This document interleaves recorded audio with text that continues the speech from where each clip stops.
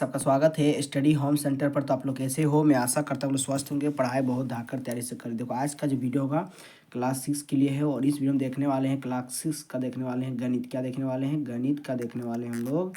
क्या देखने वाले हैं? गणित का देखने वाले। प्रश्न वाले 2.4 देखने क्या देखेंगे?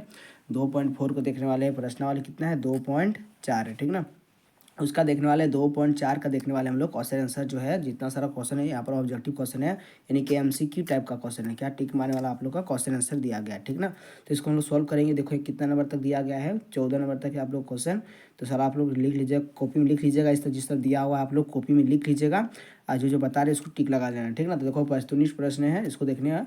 तो देखो प्रश्न नंबर 1 में क्या दिया हुआ है कि सबसे छोटी प्राकृत संख्या है। बताओ यहाँ पे बताना है कि सबसे छोटी प्राकृत संख्या है। बताओ यहाँ ऑप्शन ए में दिया हुआ है 0, ऑप्शन बी में दिया हुआ है 1, ऑप्शन सी में दिया हुआ है 25, डी ऑप्शन डी में दिया है इनमें से कोई। तो याद रखना सबसे छोटी प्राकृत संख्या जो होती है 1 होती है। कौन सी सबसे छोटी प्राकृत संख्या कौन होती है? 1। आज जब आप लोग क्वेश्चन पूछेगा कि सबसे छोटी पूर्ण संख्या, तो आप लोग याद रखना वो 0 होता है। क्या होता है? 0 है ना।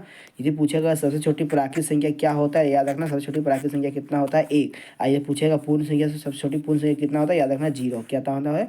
0 होता है। तो मेरा क्वेश्चन 1 में क्या पूछा है कि सबसे छोटी प्राकृत संख्या क्या होती है, तो याद रखना 1 होती है। कितना होती है? तो 1 होती है। इसका सही उत्तर क्या जाएगा? ऑप्शन में बी को टिक लगा लेना है, हो जाएगा। आगे देते क्वेश्चन 2 में क्या दिया हुआ है कि सबसे छोटी पूर्ण संख्या है, तो सबसे छोटी पूर्ण संख्या क्या है? 0। ऑप्शन नंबर बी इसका सही आंसर हो जाएगा। ऑप्शन नंबर इसको बी को लगा देना, टिक हो जाएगा सही आंसर। आगे देखो क्वेश्चन 3 में क्या दिया हुआ है कि 117 गुनी 0 बराबर खाली स्थान। यहाँ पर बताना है यहाँ पर क्या लिखाएगा, ठीक ना। तो उसको गुना करके देखो यहाँ पर 117 गुना करना है कितना? 0 से। देखो 117 कितना गुना करना है? 0 से। आंसर कितना हो जाएगा? इसका से आंसर 0 ही होगा। कितना होगा? 0। तो खोजो 0 कहाँ पर दिया हुआ है? ऑप्शन सी में दिया। ऑप्शन सी को लगा देना, टिक है ना। कुछ नहीं करना है, जिस तरह बता रहे हैं उसको करना है, यानी टिक लगाना है। देखो 3 ऑप्शन इसका लिख लेगा, इस डैश देना है, इसको उतार के आपको टिक लगा देना ऑप्शन नंबर सी में, है ना। आप लोग लिखना नहीं है कुछ, खाली टिक लगाना है। क्या करना है? सब टिक लगा देना, हो जाएगा। आगे देखो क्वेश्चन 4 में क्या दिया हुआ है कि 8 भागा 0 बराबर कितना होगा बताना है। तो यानी कि हमको बताना है कि 8 को जब हम 0 से भागा देंगे तो कितना होगा। तो देखो 0 सुन के कितना होगा? शून्य ही होगा। तो कितना? 8 बच जाएगा, मतलब इसके ऊपर क्या होगा? अपरिभाषित होगा, यानी कि परिभाषित नहीं है। अपरिभाषित बोलो चाहे परिभाषित नहीं बोलो, बात बराबर। तो इसका आंसर क्या आ जाएगा? Option number D. 4 का ऑप्शन नंबर डी बिल्कुल सही आंसर हो जाएगा। आगे देखते हैं क्वेश्चन नंबर 5 में क्या दिया हुआ है कि 0 भागा 7, इसको भागा देने में कितना आएगा? तो बहुत ईजी, इसका आंसर 0 आएगा। देखो 0 को भागा देना है कितना से? 7 से। तो 7 सुन के शून्य आंसर आ गया, मतलब परिभाषित है, यानी कि इसका आंसर क्या होगा? 0 होगा। कितना होगा? 0 इसका सही आंसर हो जाएगा। आगे देखते क्वेश्चन 6 में क्या दिया हुआ है कि 625 गुना 1 बराबर कितना होगा बताओ। तो 625 ही होगा। कितना होगा? 625 आएगा। तो इसका सही आंसर क्या आ जाएगा? ऑप्शन नंबर सी इसका सही आंसर हो जाएगा, यानी कि 6 का ऑप्शन नंबर सी इसका सही आंसर हो जाएगा। आगे देखते क्वेश्चन नंबर 7 में क्या दिया हुआ है कि इनमें से कौन योज तस्मक है। तो याद रखना कौन होता है? योज तस्मक, यानी 0 होता है। इसका सही आंसर क्या आ जाएगा? 0। इसको याद रखना योज तस्मक क्या बोलते हैं? 0 बोलते हैं। ऑप्शन नंबर बी इसका सही आंसर हो जाएगा। आगे देखते क्वेश्चन 8 में क्या दिया हुआ है कि इनमें से कौन गुणात्मक तस्मक गुणा, यदि पूछेगा योज तस्मक तो आप लोग बोलते हैं 0। क्या बोलना है आप लोग को? बोलना है 0। यदि पूछेगा गुणात्मक तस्मक तो क्या बोलना है आप लोग? गुणात्मक जब भी पूछेगा तो फिर क्या बोल देना है? 1 बोलना है। कितना बोलना है? 1 बोल देना है। तो सही आंसर क्या आ जाएगा इसका?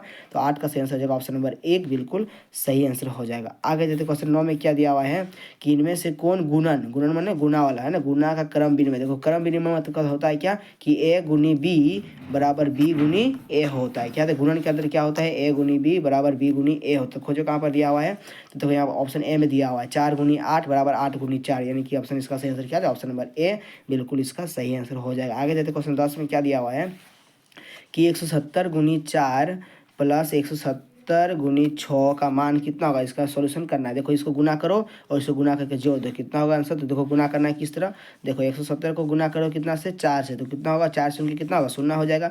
4 से तो कितना होगा? 28, 28 का कितना हाथ 2 बचेगा। 4 कम 4 हाथ में कितना था? 2, 4 तो 6 होगा, 680 हो गया। फिर जोड़ है तो जोड़ देंगे, फिर गुना करें 170 को कितना से गुना करें? जो यहाँ जोड़ है तो जोड़ देंगे। 170 गुनी 6 है, तो 6 सुन के कितना हो जाएगा? 6 शून्य हो जाएगा। 6 7 42 के 2 हाथ में कितना बचेगा? 4। तो फिर गुना करें 6 कम 6 और 4 कितना होगा? 10, यानी कि जोड़ दो कितना हो जाएगा? 0 सुन के 0 0 कितना? 0 हो जाएगा।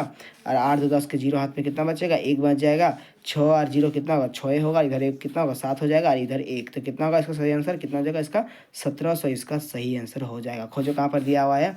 ऑप्शन सी में दिया हुआ है 1700, इसको टिक लगा देना ऑप्शन सी को। चलो आगे देते क्वेश्चन नंबर क्वेश्चन नंबर कितना? क्वेश्चन नंबर 11 में क्या दिया हुआ है 23 और 38 के बीच में कितनी पूर्ण संख्या, मतलब इसके और इसके बीच में कितना पूर्ण संख्या छुपा हुआ, मतलब मालूम करना है 23 को नहीं गिनना है और 38 को नहीं गिनना है। इसके बीच में जितना संख्या है उसको गिन के बोल देना है कितना इसको टिक लगा। आप लोग याद रखना 14 होता है। इसके बीच में कितना संख्या है? 14। कितना है? 14 का संख्या छुपा हुआ है। मतलब 23 को शामिल नहीं करना है और 38 को भी शामिल नहीं करना है। मतलब जो इसके बीच में छुपा हुआ है, इसके बीच में जो छुपा हुआ है वही संख्या को गिन के बताना है कितना संख्या। तो याद रखना 14 हम गिने हैं तो 14 का संख्या आता है, ठीक है ना।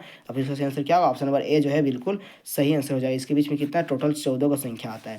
क्वेश्चन 12 में क्या दिया हुआ कि 1000, क्या पूछा है? 1000 का पूर्ववर्ती। पूर्ववर्ती मतलब क्या होता है? एक कदम पीछे, नहीं एक घटाना होता है। तो 1000 में कितना घटाएंगे? एक घटा तो कितना बचेगा? बचेगा मेरा 999। कितना बचेगा? 999। इसका सही आंसर क्या जाएगा? 999 इसका सही आंसर। ऑप्शन नंबर बी जो है बिल्कुल सही आंसर हो जाएगा। आगे देखो क्वेश्चन 13 में क्या दिया हुआ है कि 2 गुना 125, ठीक है, फिर गुना है 50, फिर गुना किया कितना? 50। तो कितना होगा इसका आंसर लिख देना, ठीक ना। तो गुना करेंगे तो किस तरह गुना करते हैं? तो 2 गुना कितना होगा? 2 गुना कितना? 2 गुना 50 हो जाएगा, फिर गुना 125। तो इसको सॉल्व करेंगे तो कितना होगा? 50 गुना कितना होगा? 100, फिर गुना इधर 125। तो 125 से गुना करेंगे 1 से कितना होगा? 125 हो जाएगा और लास्ट में डबल जीरो, यानी कि 125 और लास्ट में डबल जीरो, इतना सही आंसर हो जाएगा। यानी 12,500 हो जाएगा। कितना? 12,500 इसका सही आंसर हो जाएगा।